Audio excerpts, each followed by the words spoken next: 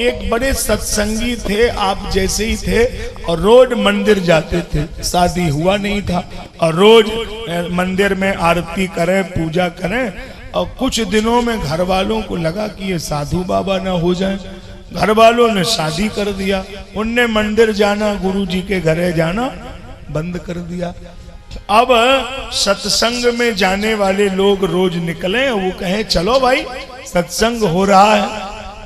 तो अब वो बेचारे क्या कहें, पड़ी हथकड़ी जब पत्नी का संग हुआ, संयम नियम सेवा से हाथ धो रहा है। बाहर से निकले भैया सत्संगी कहें, भैया चलो चलिए सत्संग हो रहा है। तो जवाब क्या दे रहे हैं, बेड़ी बना पलना, हाथ में पलने की डोरी है, और ललना को झुलाए कहत, हम तो नहीं जाए सकत, यू मुन्ना रो रहा है। हम कैसे जाएंगे, हमारा तो बेटा रो रहा है, बेटे को खिलाना पड़ेगा। तो उन्होंने महागुरु जी से कहा कि गुरु जी वो सत्संग में नहीं आते, अब बेटा रो रहा है, पत्नी जाने नहीं देती, ऐसे कहते हैं। गुरु जी बोले एक बार ले आओ। तो एक बार ले गए।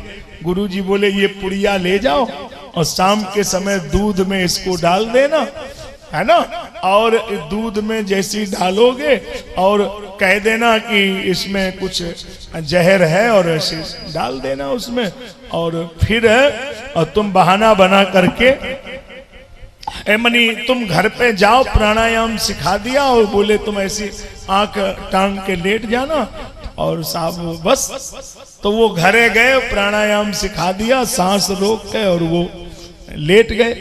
तो ये सब युक्तियां होती हैं, आप लोगों को भी बता सकते हैं। ऐसा प्राणायाम किया, सांस रोक के लेट गए, और पत्नी ने हिलाया डुलाया, सो वो तो हिले डुले नहीं। अब पत्नी को लगा कि रात के 9 बजे हैं और ये तो गड़बड़ हो गए, हिलडुल नहीं रहे, सांस चल नहीं रही। पत्नी बोली कहीं मर ना गए हो, और रात के 9 बजे, और अगर अभी हमने लोगों से कहा और अभी से रोना शुरू किया तो सवेरे 9 बजे तक मान लो इनको लगाया जाएगा, तब तक हम रोएंगी तो 12 घंटे में हम ही ना मर जाएं। तो अभी जाना तो किसी ने है नहीं कि ये मर गए, अभी तो हम ही को मालूम है, और तो घर में कोई है नहीं, सास ससुर बाहर लेटे हैं। तो उसने कहा कि पहले खीर बनाओ, अच्छे से खा लो कि कल रोने की ताकत तो आ जाए, निकल तो दिन भर ही रोना पड़ेगा, जो आएगा तो रोना ही पड़ेगा। पत्नी ने खीर बनाई, अच्छे से खीर खाई, तो पत्नी पढ़ के सो गई। तो 5 बजे सवेरे से रोना शुरू किया, मर गए तो घर के मोहल्ले के, और बहन आ गई, भानोई आ गए, सब चिल्ला में, सब कहें कि ये न मरते और इनके बदले हम मर जाते, ये न मरते, ऐसे सब। तब तक वे महात्मा जी आ गए, बोले गुरु जी देखो ये चेला तुम्हारा बड़ा, और ये बताओ मर गया। और गुरु जी बड़ा गलत हुआ। गुरु जी बोले हुआ तो बहुत गलत। गुरु जी ने एक जेब से पुड़िया निकाली, दूध कटोरे में मंगाया, और पुड़िया ऐसी झोंटी उसमें डाल दी। बोले देखो अगर तुम्हें समय से प्रेम है तो ये दूध कोई पी ले, वो मर जाएगा और ये ठीक हो जाएगा, हमारी जिम्मेदारी। अब बोलो साहब, जितने रोने वाले थे सब चुप। कौन पिए? बहन से कहा तुम पी लो, बहन बोली हम तो पी लेती, लेकिन बिटिया शादी की बैठी, हमारे घरे तो कोई है नहीं हमारे अलावा, अब क्या करें साहब। और जिससे कहें वो सब यही ऐसे ही उत्तर दें। आखिरी में पत्नी से कहा कि तुम ही पी लो।